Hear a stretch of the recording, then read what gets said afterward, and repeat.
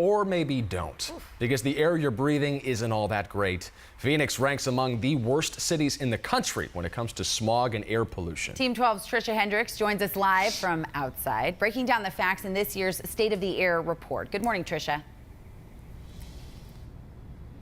Good morning, guys. Unfortunately, Phoenix has experienced more unhealthy days of ozone and an increase in the particle pollution. As a matter of fact, that's according to the American Lung Association's 2019 State of the Air report, where Phoenix ranked 7th worst in the country for ozone pollution.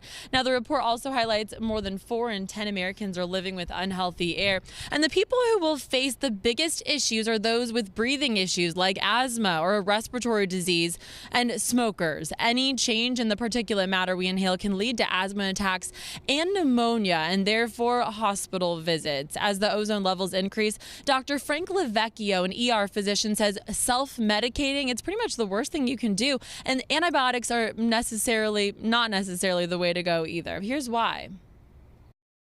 The next bacteria you get could be immune to that antibiotic, could be a superbug, as they're known. And we might not have antibiotics strong enough to kill, your bacteria. So it's not recommended that you go on antibiotics except in rare cases.